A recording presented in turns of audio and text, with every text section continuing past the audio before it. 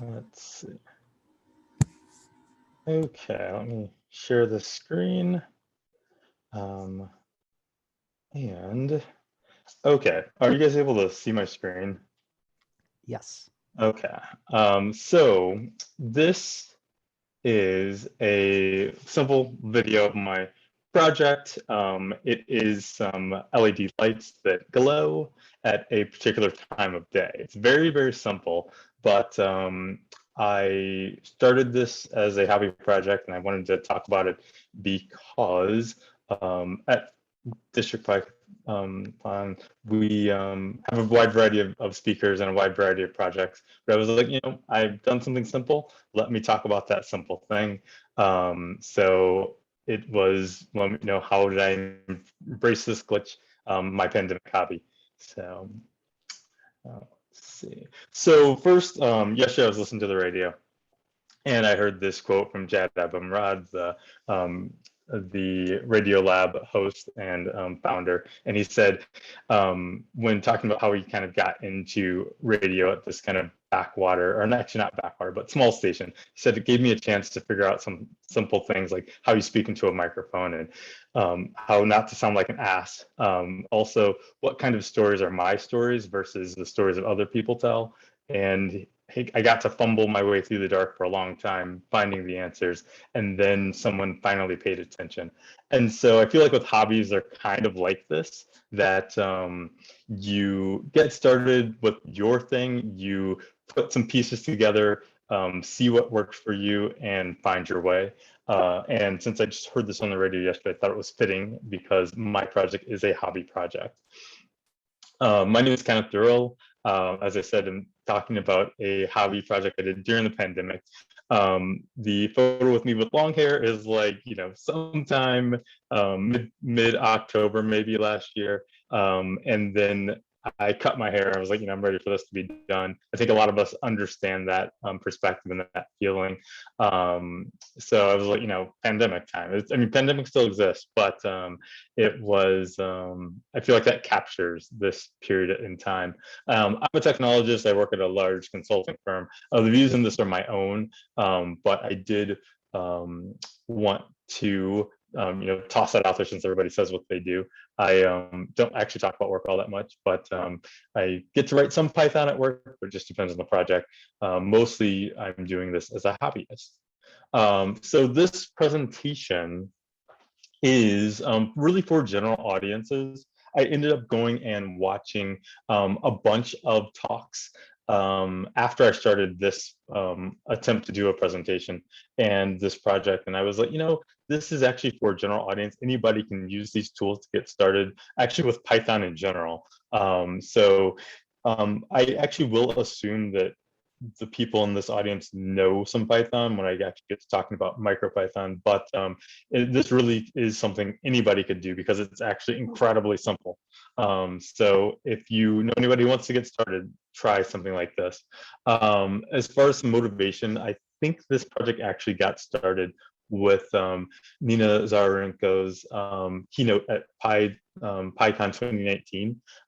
She talked about CircuitPython, Circuit Playground Express, and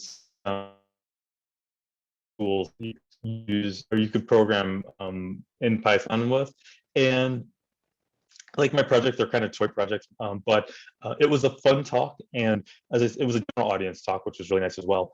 But it kind of spoke about somewhat elimination. It kind of gave me a pandemic activity when I thought about my actual presentation and my project. And then I was just curious. So at the end of the talk, I'll talk about, list some of my inspirations, and then people can go, check that out. I do have a GitHub repo where I've started some citations for things that inspired this talk, particularly some of the videos that I watched related to MicroPython. I'll talk about that at the end as well. But there is a lot of content out there, so we're just kind of getting started.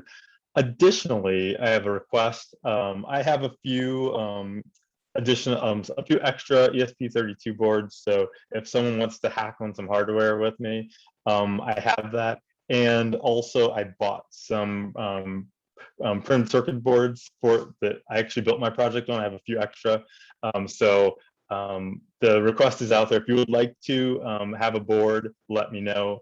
And I will discuss my my poor soldering abilities later. So my project, you know, how did you spend your pandemic? Like I said, this is a hobby project about the pandemic, and I latched onto something in prior to 2020, and it was just simple. You know, I had some free time on my hand, like a lot of people did in January and February of 2020, and I wanted to dig in. So it was creative, and one of my main drivers for programming is creativity, and it was useful, and it was a challenge. So this is about it. So again, I have this very simple LED panel, and it turns on at a particular time. It is very simple, but when you are talking about microcontrollers, you have some constraints. I'll talk a little bit about that shortly. It actually is pretty bright, but it can wake you up in the morning. So that is a bit about the what it is, and like I said, it's very simple.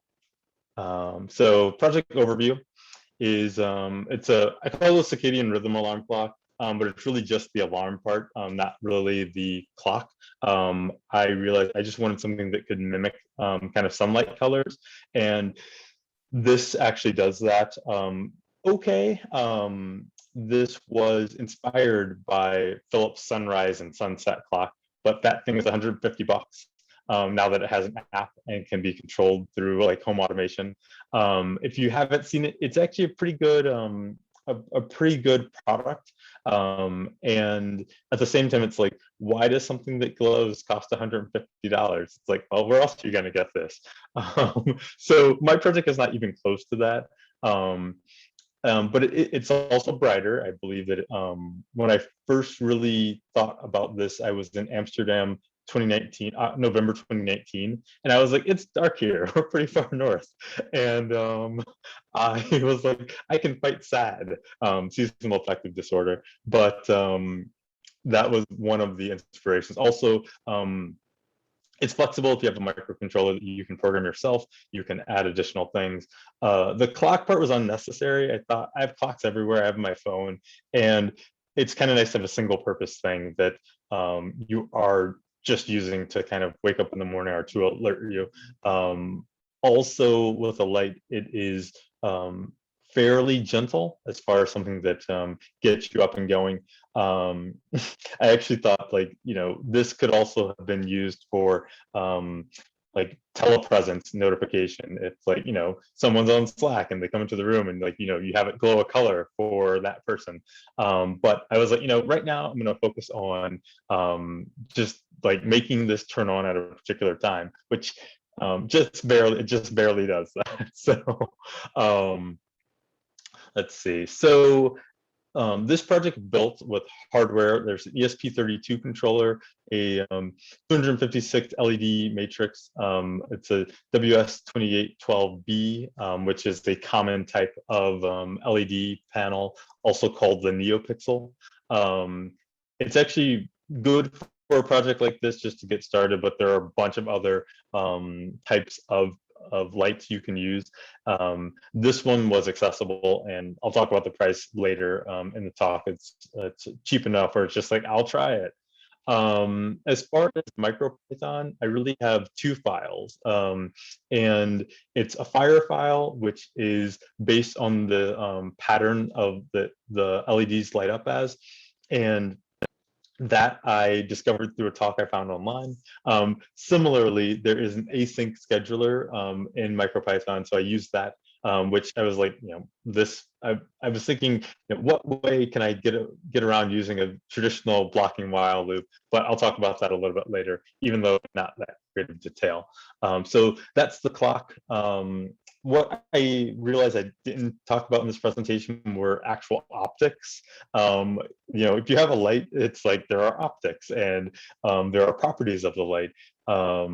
This actually has some hue saturation levels for the colors. So that helps it be more sunlight-like, but the goal was really turn on a light even if it wasn't so sunlight-esque. Next I'm going to move on to the hardware. The hardware is, that's what microcontrollers are. They're really hardware. So I know that this is a software group, and we think about Python, and Micropython is an implementation of Python, but hardware, you gotta like, put this on something. So my hardware story actually is a bit long. I initially started with the idea to have an analog LED display or panel, and I found an analog controller. The picture is the analog controller that I soldered together myself. It actually never worked. And so I have a few more boards of this, and I have a bunch more of the controllers, so I can go at it again. But I realized that it was good to have some trial and error boards around, but it's part of doing a hardware project. You're having to solder something. I really hadn't, but that's a picture of the board. As I said, the controllers I'm working with is an ESP32. I actually found this board from this website, Quinn LED, and the person who runs the site is designs printable circuit boards. He does most of the work, and you get to put it together. So I recommend checking that out, but I'm actually not going to go into that much detail about it because that could be a whole talk in and of itself, particularly designing a printable circuit. So I actually soldered 3 of these things. None of them worked, and I need to ask for help, which is why I made the request at the beginning. Maybe someone can give me a bit more insight into how to do it right. But it's definitely still been worth the journey. Let me move the slide. So that was the first controller. Second controller, because of course I moved on before I could actually get the one working. This is a digital controller for individually addressable LEDs, and it has a different design. This one is also from quinnled.info, and this one's called the Quinn Dig Uno. This controls can control an RGB and white individually adjustable LED. Also, I soldered one of these together. It did not work. But fortunately, they had these for sale, like pre-built. So I bought a few as my birthday gift in 2020 so I could continue my project. No reason to get in the way of software because you don't have the hardware if you can buy it. So also, this was a digital controller, which functions pretty differently from the analog controllers. And they're just kind of different beasts. The way you program them is different as well. But I wanted to talk about these because this is what everything's kind of built on. And even though I'm not going to get into much detail, like I said, this was 25 bucks pre-assembled. I think including shipping, maybe not including shipping, but if you want to hack on something with me, this is like the easy place to start because it's very accessible, and you can program it with MicroPython. So that's really where I started. And if you guys have questions about the microcontrollers, ask me afterwards. But that's what you have to kind of get started with a project like this. Oh, actually, one more thing I did not say. The nice thing about the ESP32 is that it does have Wi-Fi networking. So I could program it, set it up, and then make sure that it is wherever I need it to be, so I can have it next to my bed and the light turns on. But programming it over the Wi-Fi isn't necessarily that easy with the tools that I have. So talk about that a little later, because the controller does have Bluetooth and Bluetooth Low Energy and Wi-Fi, and that makes things easier, particularly as a hardware project that stands alone from an actual computer. As I said, I actually have the light that lights up the LED matrix. The LED matrix is a common type. They're actually only $20 on Amazon right now. So if you're like, oh, I just want to try something out. As of now, the controller was 25. This is 20. I mean, even if with shipping, it's like $50 so far, and that's a pretty low cost to get into just a project. It's a hobby, not too expensive, but it's fun. It's actually nice to keep in mind what you're budgeting, because I didn't. And I probably should have been more aware of how much I was spending and when. But my parts came to me from China, so they were cheap. And this was the LED panel. Like I said, it was $20 on Amazon. Right now we're at less than $50. Also, because it's a hardware project, you got to power the thing, and I needed a power supply. Learning about electricity was really interesting, and it is, a talk in and of itself and a field in and of itself. I really had done not very much with electricity, so I actually didn't even know how to pick out the right power supply when I started, which is simple, but it's something I had to learn. The LED panel that I got can put out like 75 watts of power when it's at its full brightness. So I got an 18 amp power supply because it's 5 volts, and most things that are 5 volts are not going to be putting out that much juice. But those were the things that I needed to get started, and really. All of the projects I saw online about Micropython, none of them really had something other than the chip. And I'm like, but you can do so many interesting things, but you need these pieces to do them. So that's the hardware. I'm going to move on from that because it's necessary, but it's not as interesting as the actual software, right? So now I'm going to talk about the software. Probably going through this talk a lot faster than I expected, but MicroPython. So I started using MicroPython actually only this summer, and I'm realizing, oh, I forgot to add the photos for MicroPython, but that's okay. The MicroPython is a implementation of Python. It's supposed to be a lean, efficient implementation for microcontrollers and constrained systems. So it is most of CPython and Python or CPython. It's based on it is based on CPython 3.4 initially, but a lot of the features, like the async features, are more current.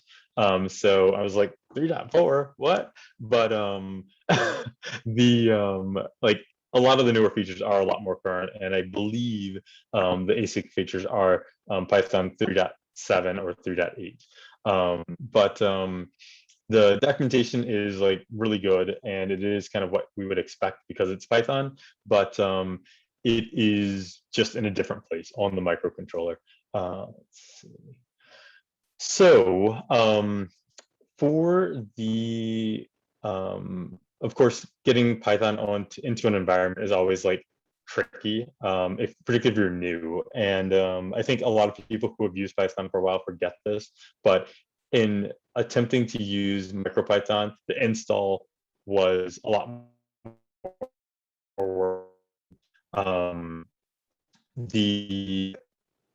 First off, you have to pick the build you need. You have to pick the chip you're going to build for, and that's pretty simple. I actually have some instructions for that on my GitHub repo, and I don't know if I can switch to that now, but they're fairly straightforward. They're just different. And first, you have to actually have your controller, and you're supposed to erase what's on there, and it's all through serial ports. And so things are a bit slow, and it's like, what decade am I living in? But it works. So you start with this serial port, and you then then you can put your Wi-Fi onto the card and work from there. So it is flexible to some extent, but it's not very familiar to most people. And I actually had to use a lot of new tools that I had not used before to get started. The terminals are, like I said, over serial, and it's like, put in the serial port and then put in like a baud rate for how you connect, and that's pretty standard across the like terminals that I used. The one I like that I started with is called Picocom, and it's small and like simple, but I did not figure out how to send files to the device through that. That was, how I got started. And then there's also one called RShell that I liked a lot because it had a REPL, I guess an interactive interpreter, I should say, now that I've heard Lisp mentioned in this meeting today. And I liked RShell. I have some info about that in my GitHub repo, but it did allow you to easily get to the interpreter that is actually on the microcontroller, and then also it allowed you to send your files to it easily. That combination was really good because it's a really slow process if you are trying to figure some other way to do that. Additionally, I saw online that there was one for CircuitPython. CircuitPython, I didn't mention, is a fork of MicroPython, and it's really driven by the Adafruit group. Adafruit does a lot of wearables and microcontrollers, but definitely in a artsy direction. But they have a lot of good stuff. I relied on their stuff for my project, so I wanted to toss it out there because, like I said, getting started, getting set up with the how you actually connect to the board was a lot of work. And I think it is something that could discourage people, but just keep going. So then there also is, you can connect through Wi-Fi there's the MicroPython web REPL, and that is recommended, particularly if you're trying to program the device that is away from your computer. So that was installed, and like I said, I should have a photo for this, but I don't. It is some work, but it's worth it. So I also, like I said, I do have references to these things in my GitHub repo. So the basics of MicroPython, just like standard Python, the creator of it, George Damien, said in a talk that he actually implemented this from more the spec and the idea of CPython than actually looking at the code of CPython. And he just wanted to see what he could do. So he has come a long way since 2013 when he started the project. And since he was doing embedded systems, it was like, his environment, but he definitely got it to work. So all of your familiar data structures, your lists and dictionaries and tuples and class structures, those are all the same. It's just drop in, it's like, it works. Then flow control is the same way. So it's all of the things you would be most familiar with. Those are out of the box, they work, and you can just use them. The additional thing that was really nice was the networking part. So you can use it remotely. That is in the tutorials, but I think that if you are a newbie to just programming or to computers, you might think, oh, I can just skip over. Learn about that part because it helps you actually interact with your device when it is away from where you are actually like sitting. And then it has a few specifics that are for the MicroPython. It has a UPIP, which is a pip for the microcontroller. So from the microcontroller, the ESP32, you can go out to the internet directly and you can UPIP directly on the microcontroller, which is nice to pull in libraries. Additionally, it has things like pulse width modulation for controlling LEDs primarily, and that's a specific like hardware thing. And it also has a NeoPixel library, which I use to control my actual lights. So those are some of the Python basics, and then there were some advanced things that I was just like, oh, these are really good for people who have used Python before if they want to jump into using MicroPython. And Also, there were two really great talks on, actually, I think they were both from PyCon Australia.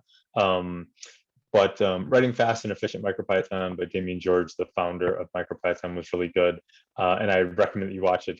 Particularly if you're like, oh, how does this work? What are some idiosyncrasies of the language? And then also extending Micropython with C is good if you know embedded systems people. They're like, I'm used to C, so if you want something to go fast and you already have an implementation, you can toss that in.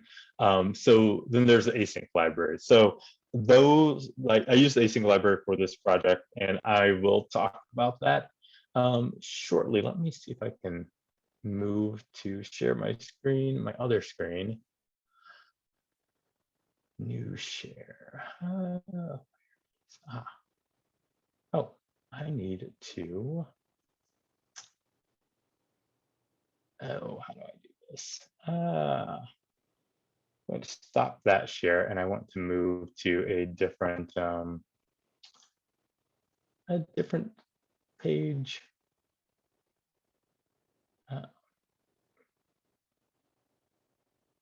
Okay, let's see. Actually, I guess I'll do this in the order. Give me a moment so I can share again.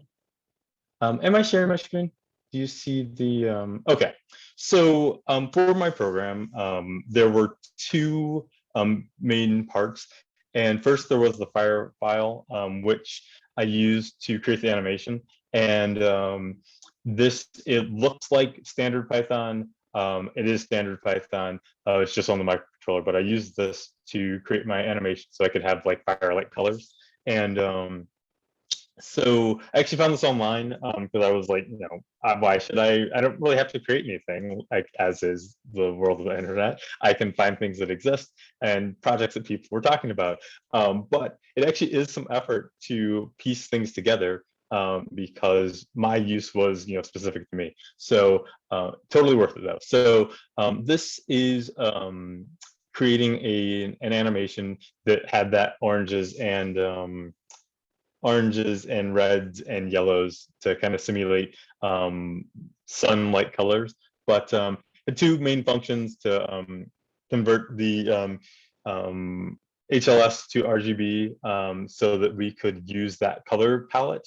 The HLS color palette is more like sun colors, if like you are fading in between colors. So I didn't really talk about different color and optic things, but if you want to kind of mimic things that are more sunlight-esque or a sunrise or a sunset, the standard RGB is a bit challenging to do it with. So they convert to the HLS palette to do it. That was just part of this. And like I had, learned about that before, but this made it very clear that this is a simple way to do it. So I had these two functions to convert and then go back. And like I said, I did find this online and adapted it for my own project. But as you can see, we have a standard class that is in Python, and that's like, super simple. If you have ever used Python, this should look familiar to you. It's kind of nice that it does, because then you can adapt it to your own projects. So one of the things about that I used is the NeoPixel library, and that is this like in the pixels you could like have a pixel and then assign it a color, and this just cleared out all the color, like assigning all the pixels to 0. So very straightforward, very simple. But like I said, it was familiar. If all the people who here pretty much have done something in Python, so it looks familiar. It's like just put it on the microcontroller. Until I got to the part where my program did not fit. I was like, oh no, why won't my program fit? What can I do? And I realized that I could use the garbage collector. I'm sure there is a better way to do it, but I incrementally built my my matrix so that I could assign colors to all 256 LEDs. It took me a little bit of time to like think, okay, what can I do since I have seemingly used up all of the memory that's allotted me for this controller, but this doesn't seem like that big a project. How could that be? And it was, this, build something, garbage collect, build some more. It worked for me. I don't know if that's like standard MicroPython. This was my first MicroPython project ever, but it worked and it allowed me to light my whole panel. So if it works, moving on to the next thing that's like done. So like I said, I had this program that I found online, and it just iterates through the display that you have, and it assigns pixels colors, and it makes the initial pixel rely on the additional pixels. And so it kind of had this flame like reds and yellows and deep oranges that it could work with, so that we could see something that was sunlight. So like I said, very simple, very straightforward. That was all the code that there is for that. And it is also something you can riff on. It was nice to be able to build this in Python, because it's just familiar, but there's also a lot of content out there that's in C. So like I said, you can extend MicroPython with C. So I'm going to move on to my main file, and the main file has the async tasks. So when I first did this, I was like, okay, I am going to only be able to do one thing because that's what I know how to do.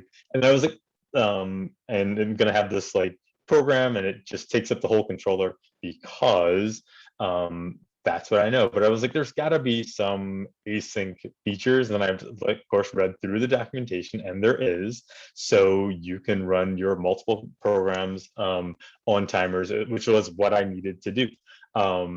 Fortunately, the creator of the original async IO for the MicroPython has a lot of great tutorials. And I do have a link to his material in his GitHub in my GitHub like README. So check that out. But it was super simple. You have an async function, and you then call your event loop, and it made things easy for me because I wanted to have a scheduler, and it already existed. I just had to find these things and put them together. So that actually is the code for the project. It is, like I said, pretty straightforward, but piecing all of these things together, from the hardware and learning about the printable circuit board and about some electricity and some power, and then buying all the pieces, getting from actually learning how to install the MicroPython, and then reading through the MicroPython documentation so that I could actually know some of its features. It's just like, oh, this is good. I actually should have cited the person who created this in my file, but that's the gist of things. So I'm going to go back to my presentation, and let's see. Oh, where? View. Okay, present.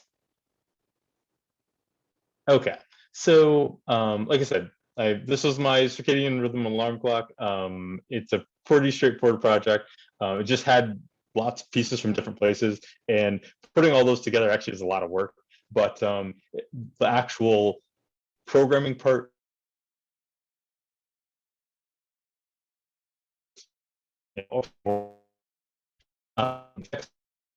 steps that I go toward for the project. Oh no. Christmas lights, of course, Christmas lights. I realized that the Christmas light community is like the strongest LED program light community on the YouTube. It's like, if you do a search on YouTube for something like LEDs, the Christmas light people dominate. It's like their realm. And I could only think, what could I do if I did something with Christmas lights? So I do think that after getting my my alarm to work regularly, and as I would like, I will do something with Christmas lights. So let's see. So the ESP32, the controller I'm working with, does have mesh networking ability.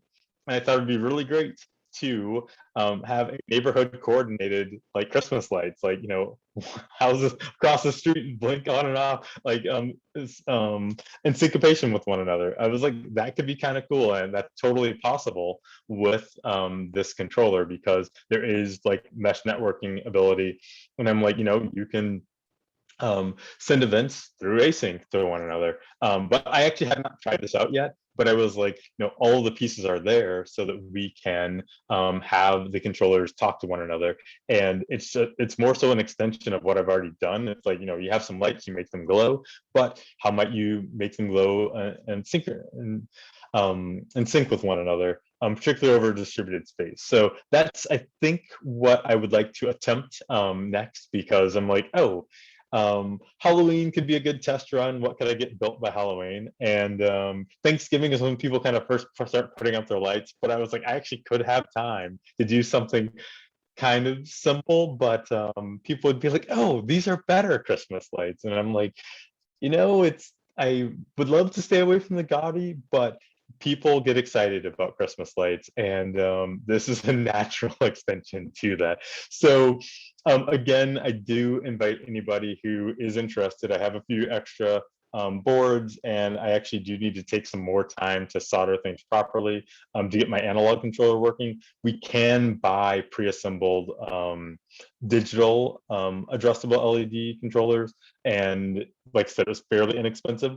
So it's a fun way to get started with hacking. And there is definitely a wide variety of ideas you can toss at this type of project.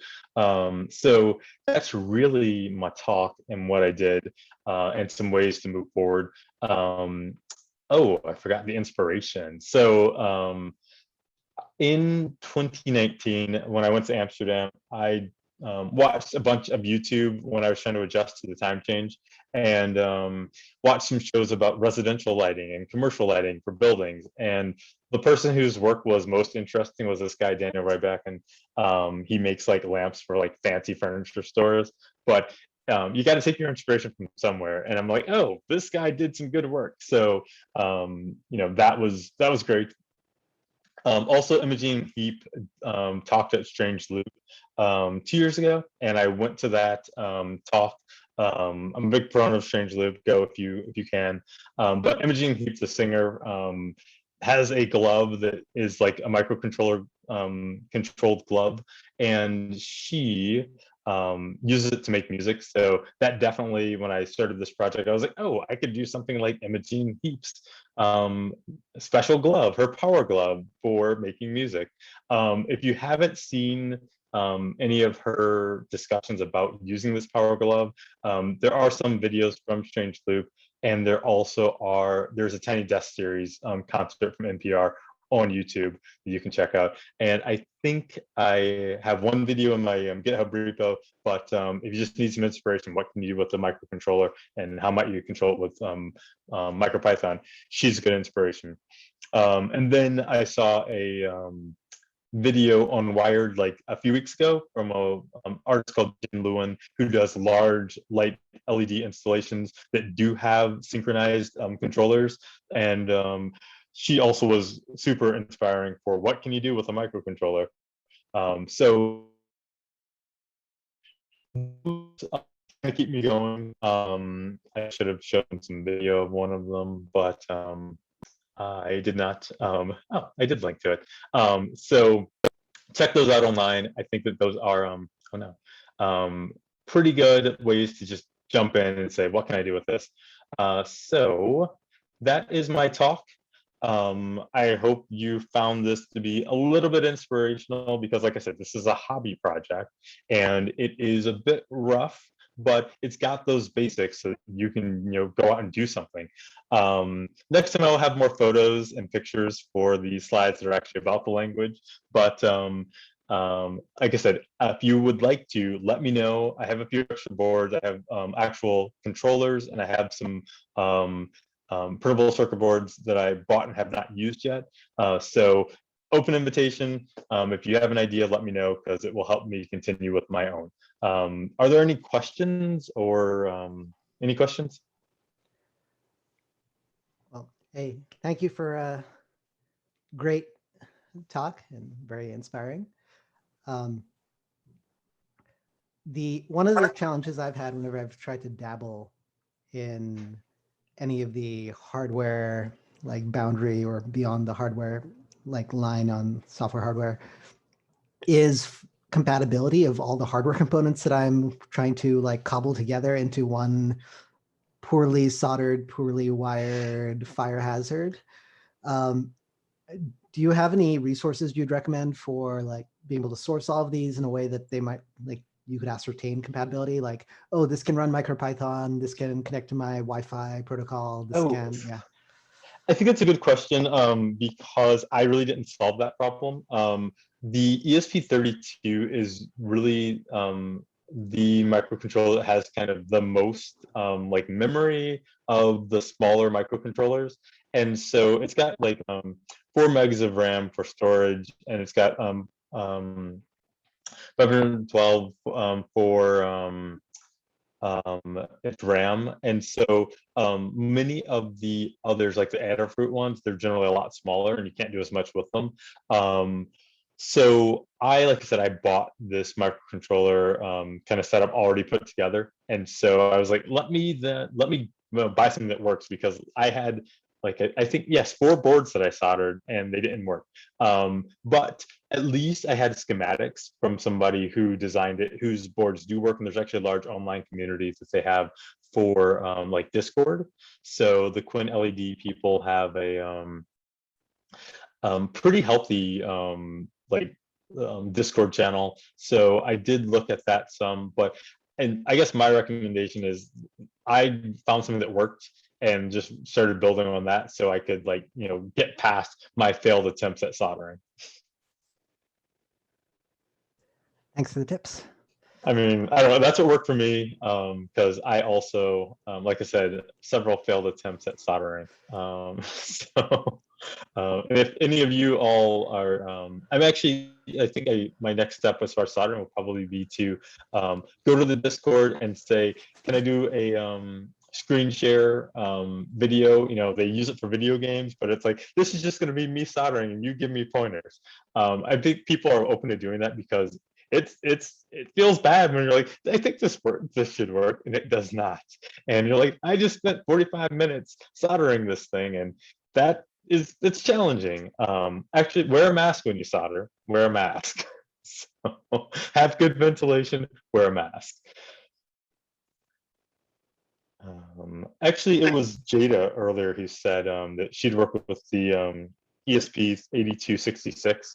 I also had a few of those, and I know that my current project, I would have needed to do a bit more work to get my 256 LED panel, like matrix, to actually glow. And the networking on the ESP32 is like better. So to me, I think the ESP32 is like $4 or $5 more than the ESP 8266. So it's like, I think they're like $6 to $8 a controller. I recommend spend a few extra dollars, because it has made my life a lot easier to not have to worry as much about the constraints. It's still a constrained environment, but using the ESP 32, I can just have this networking module and call it, and good. So that made things easy. Also, I think as far as my next idea of wanting to do a mesh network project, I know that is just simpler on the ESP32. The project I'm doing aren't battery powered, so I'm not as concerned about power constraints. But if you are concerned about power constraints and do want a battery powered project, there are some newer controllers that are out that are more efficient. But I think for getting started, the ESP32 is really good. if you are more general in your idea, if you know specifically your application and it's needs really low power consumption, design for that. But what I learned is that I can implement a lot of my idea with Python, and that's what made this really appealing.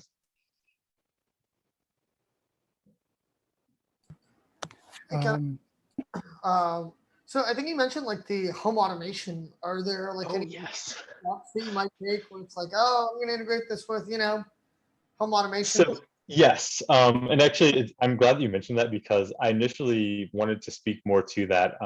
And the Quinn LED community is really big into the I'm totally forgetting the name of it. It's called Home. Home Assistant? Oh my God. Home Assistant, yes. They're really, really big into Home Assistant. And I actually do have a Raspberry Pi that runs Home Assistant at my home, but I really haven't integrated much stuff with it because I got focused on my project. But any microcontroller, like the ESP32s particularly, there are modules in Home Assistant that make it easy to pull them into Home Assistant and then to control them from Home Assistant.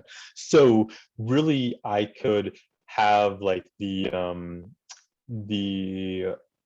Christmas light idea that I talked about, and I could incorporate that into Home Assistant. I could schedule that from Home Assistant.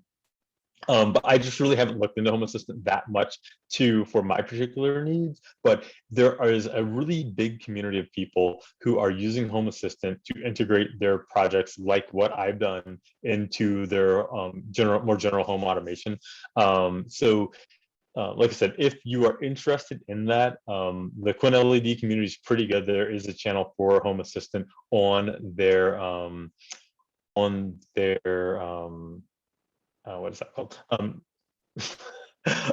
Discord, on their Discord. Yes, ESPHome.io is what the people rave about. It is a configuration based setup, so I haven't tried to actually set configurations for my alarm clock in Home Assistant, but I believe it's very easy. I just haven't done it yet.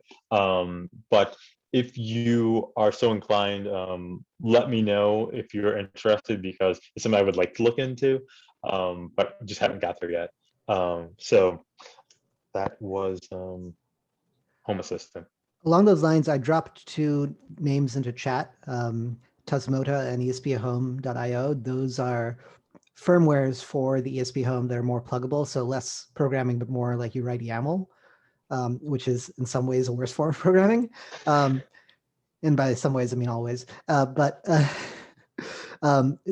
meant to integrate with Home Assistant, but these are like firmwares you flash onto an ESP device with your Home Assistant server kind of being a marshalling daemon for that. And I have friends who do a lot of home IoT stuff that swear by that.